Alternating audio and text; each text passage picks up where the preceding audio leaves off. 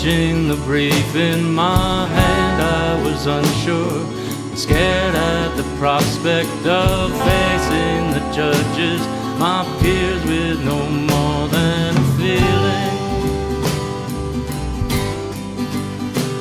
I thought they were racing around in a world, 'cause I had. Fellow townspeople of Clinton, Connecticut, my name is Jim Connolly. I'm running for the Planning and Zoning Commission in our town, Clinton, Connecticut. The reason I'm doing this is that we all know that there's a major crisis in our town. There is a group of people who are exploiting our town, exploiting their connections in the town government for their own benefit. And they're not thinking about the common good anymore. They're doing whatever it is that they want with our already vulnerable town in order to enrich themselves. That's wrong. So I'm running for planning and zoning for the same reason that you would be running for planning and zoning.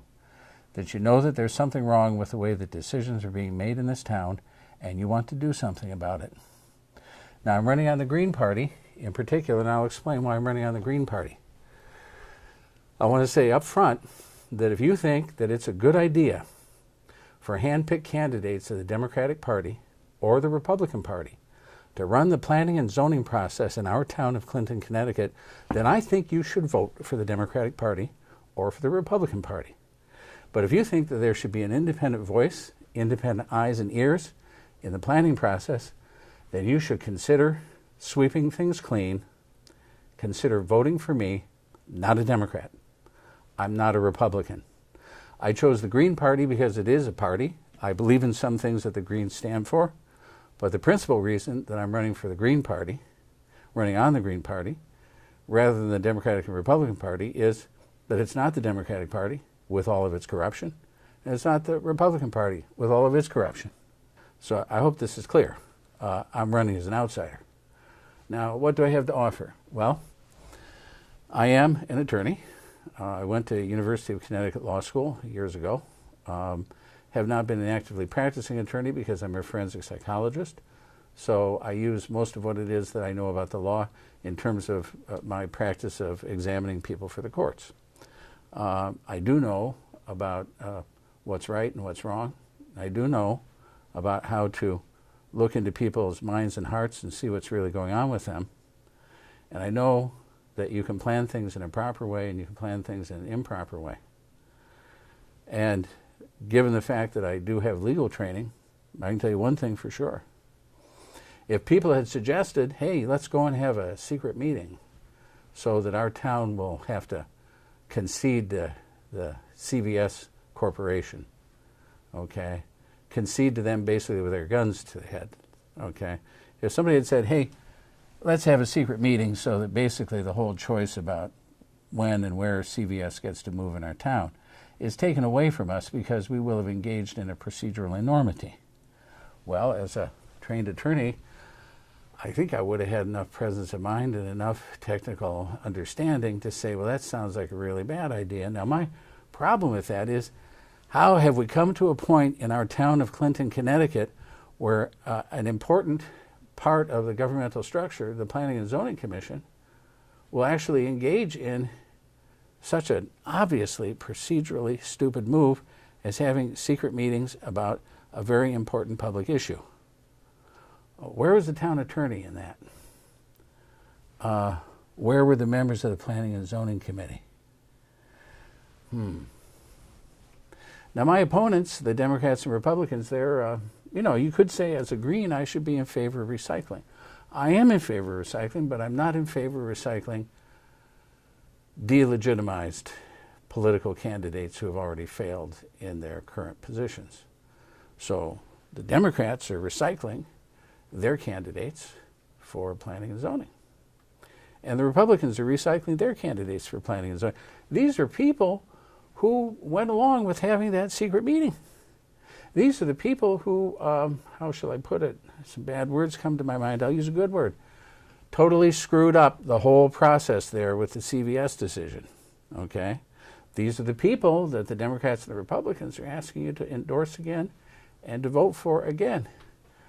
So if you want to see planning and zoning decisions, like the Planning and Zoning Commissions surrounding CVS and other issues where there have been procedural enormities and incorrect planning, if you want to see things continue on pretty much the way that they have, okay, which is very, very messed up, then keep voting for Democrats and Republicans on planning and zoning.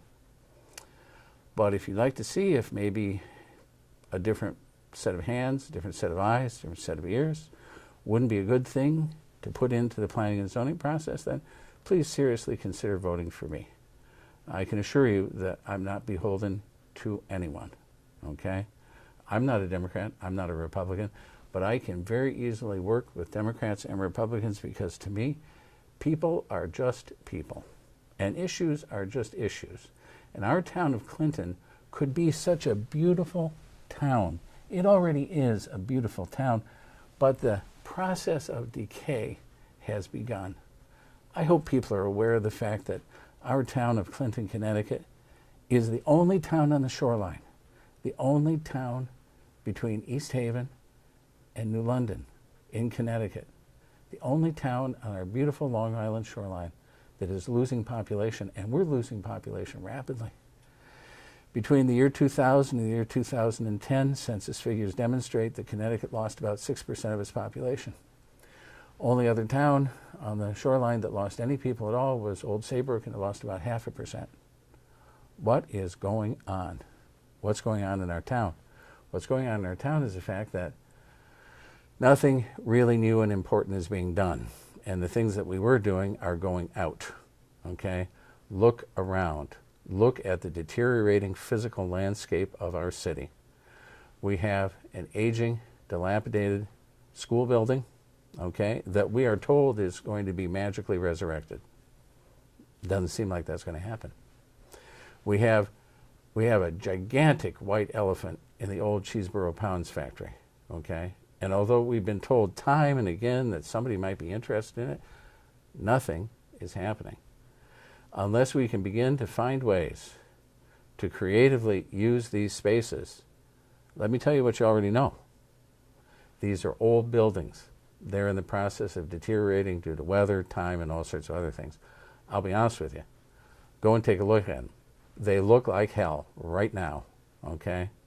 I don't happen to believe that there is any kind of really serious process involved in the town of Clinton to get new thoughts, new ideas, and new people to reuse those spaces.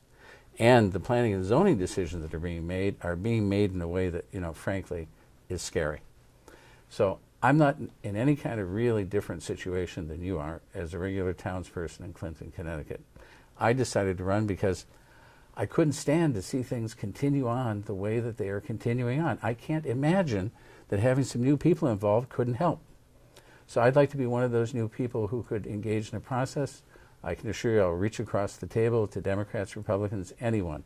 Independents, especially independents, because there's more of us independents than there are of Democrats and Republicans now.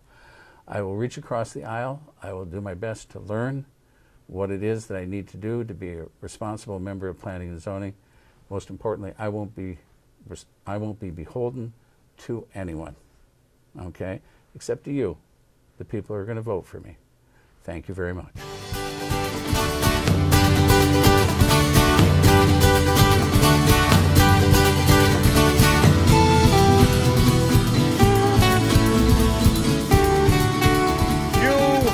Understood something that the establishment, the pundits, and the corporate media did not know and still do not know. And that is that the American people are profoundly sick and tired of establishment politics and establishment economics.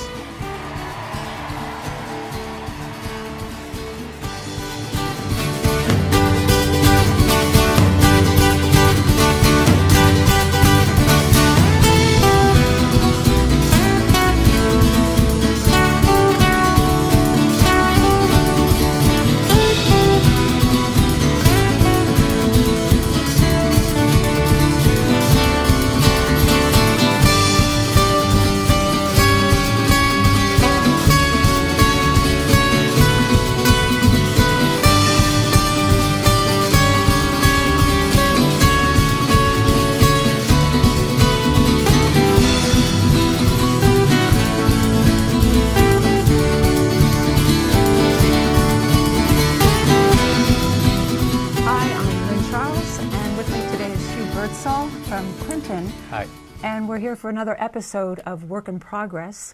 And seeing that this is getting close to campaign season, we've invited Hugh because he is a candidate for the Board of Ed in Clinton. And I'd like to talk a little bit about your candidacy as a Green Party candidate.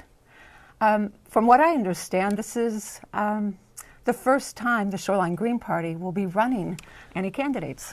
It's true, and in fact, this is my first time running as a candidate for anything, so I'm kind of excited about that. So what made you decide to run for the Board of Ed? Well, I've been an armchair Green for about, 20 years, and I decided I would do more than that this year. And since nobody else was stepping up, I said, I'll do it. And probably at one point I said, what was I thinking? But I'm going to go for it, and we'll see how it goes. So you chose to run as a Board of Ed candidate. Yes. Is there a reason that you decided to run for the Board of Ed? I'm glad you asked that question. Yeah. I'm interested in education. I've been a teacher for 30 years or so. I just retired last year, so I actually have the time to do this kind of thing. And I'm very interested in public education because I was a public school teacher. I taught English to speakers of other languages for about 25 years. I was a French teacher before that. And I have a lot of interest in education, and I have some experience with it as well. And one of the things I've studied during my career is what is the right relationship between teaching and learning. And I think in many ways in our culture we've got it wrong. And so I'm happy to offer my insights and hopefully bring that to my Board of Education position, should I win. Excellent, excellent. So in Clinton itself, do you see any looming policy issues that you would want to focus your attention on? Absolutely. There are two in particular. Mm-hmm. One is, and this is related to the fact that the state has defunded public education almost across the board in municipalities. And Clinton was one of the recipients of that dubious choice to sort of defund the towns. And so my thought is, given that unfunded mandate, if you will, right, from the state, that maybe it's time to have a moratorium on standardized testing, which is a very expensive, very time-consuming thing that I think gives us very questionable information that is often misused and misrepresents the learning of our students in our schools. Yeah, I am a parent, so I've had children go through the school system, and I am not sure how you feel as a teacher, but it seemed to me that a lot of the education, sometimes the curriculum, was sidetracked. Oh, absolutely. I spent 10 weeks of my year, 10 weeks, testing my students. That's 10 weeks of teaching and learning lost each year, and I find that outrageous. But there's my other thought related to this in some ways is homework. There's a growing body of research that says that homework is not only not useful in education, but that it can be actually detrimental. And the proponents of homework policies say, well, it teaches responsibility, and I say it does absolutely the opposite. I think it teaches irresponsibility in some ways. So, and how would you say that it teaches? My dog ate it. Oh, right, for example. right. Heard that. Been there. And I actually went to school in Finland for a year when I was a kid. And Finland is now spotlighted as the best educational system in the world. And one of their things is no homework. Right. Let kids be kids. They spend 7 or 8 hours a day in school doing education. Right. Why do they have to do that at home too? Let them have a life. Right. That was a big feature in Michael Moore's movie, Where Do We Invade Next? Yes. They spotlighted Finland and Sure. their education policies, and it's particularly the homework. Yeah. So if I were going to have a slogan that went with my campaign, it would be let teachers teach, let students learn. and let it happen in school. I'm curious. I have not served in public office, and I'm wondering for yourself what you would imagine your job would be on the Clinton Board of Education. If I were elected, which I grant you is a long shot given the political situation that we're in, but I think part of my job would be to show up, to be at the meetings, and the other part of it would be to listen very carefully to students, to teachers, to administrators, to fellow board members, to parents, and to my own conscience. Right. To make the most informed decision I can make about any issue that comes before us. As a fellow Green, that seems to be synonymous with the outlook of the Green Party. Would you agree that there's a sense of making it more democratic in the sense of involving all voices? Yeah, and I think I'm a manifestation of that. I'm stepping up. I'm just a citizen. I'm Right. not a politician. I'm not a career politician. I'm someone from the community. I have an interest in this particular topic. Not a conflict of interest, as might be the case for some people, but I have an interest in education, and I think that I can make a contribution there. So how would you convince somebody at the local level that it is valid to vote for the Green Party, for a local member of the Green Party? I think the only thing that I could share is my own experience. And my experience of people in the Green Party is that they're very concerned and generally well informed about local issues. And certainly there's a national thing going on, and that gets very distorted by the national media. I think one, to some extent, needs to suspend being judgmental about that particular thing and notice the things that local Greens do at the local level. And I think looking at the global situation is worth doing as well. Internationally, the Green Party represents a certain set of values, and whether you agree with them or not, and it's certainly very difficult for any third party to get any traction in the United States.